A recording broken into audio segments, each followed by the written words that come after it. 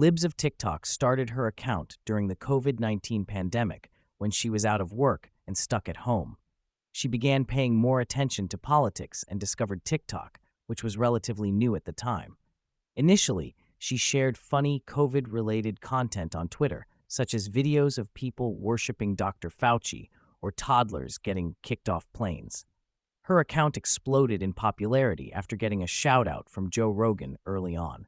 As she spent more time on TikTok, Libs of TikTok started noticing other types of concerning content, particularly related to gender ideology and activism in schools. She felt compelled to share these videos to raise awareness. The account evolved from a hobby into a platform for exposing what she saw as problematic trends, especially in education. Many parents connected with the content as it validated concerns they had about what was being taught in schools. Libs of TikTok's account became highly controversial for reposting content that others had willingly shared publicly. She believes the extreme pushback is because the views she exposes do not hold up to scrutiny when amplified. Examples she cited include giving pornographic materials to children in schools, promoting gender transition procedures for minors, and having drag performers dance provocatively for kids. She argues these things were not controversial just a few years ago. The guest claims she only posts a tiny percentage of the messages and content she receives. She views her account as a platform for average people to share their stories about concerning incidents in schools. Libs of TikTok says she gets many messages from parents about inappropriate books or lessons in their children's classrooms. Libs of TikTok considers problems in education to be one of the biggest crises facing the country. She advocates for shutting down the entire Department of Education and starting over. The guest highlights several major concerns. Pornographic books in school libraries, sometimes as young as elementary school level.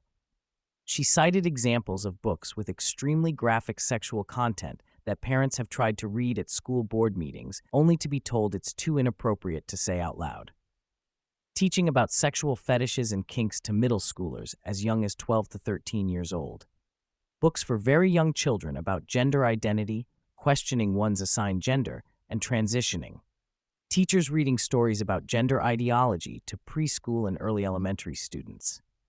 Libs of TikTok believes sex education has become so corrupted that the entire system needs to be abolished and rebuilt. She no longer trusts any adults in schools to teach kids about sex. The guest argues there is always content on gender identities and medical transition procedures included now.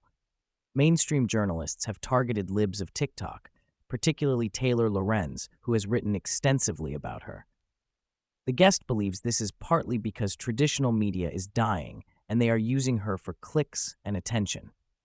She never shares direct links to articles about her, only screenshots to avoid giving them traffic. A major criticism leveled at Libs of TikTok is that she is responsible for bomb threats made against places she posts about. She vehemently denies this and sees it as an attempt to shut her down and prevent her from exposing bad actors.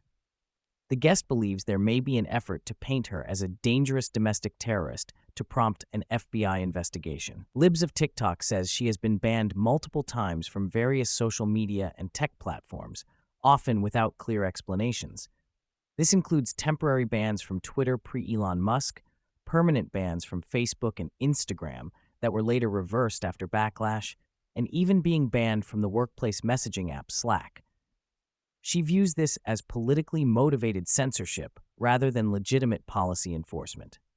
While Libs of TikTok tries to maintain a sense of humor about the attacks against her, she acknowledges it does take a toll sometimes.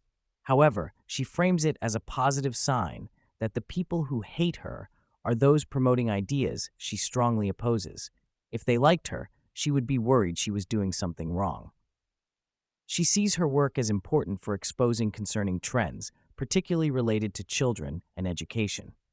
She expresses frustration that many on the left seem more upset at her for highlighting these issues than at the actual problematic behavior and content she shares.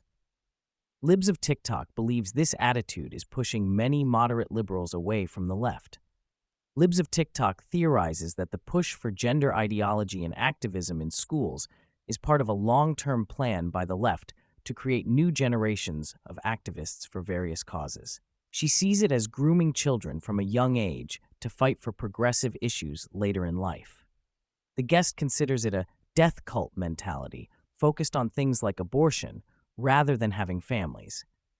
While she acknowledges some people promoting these ideas genuinely believe they are doing the right thing, Libs of TikTok predicts there will eventually be a reckoning. She thinks people will have to answer for allowing and encouraging the sexualization of children and irreversible medical procedures on minors. The guest draws a contrast between how these issues are handled in the US versus the UK. She notes that in Britain, it has not become as partisan of a left-right issue, allowing more liberals to speak out against extreme gender ideology. She argues that in America, the Democrats have made this their party platform, making it difficult for those on the left to dissent. Despite the challenges and attacks she faces, Libs of TikTok says she has no plans to stop her work anytime soon.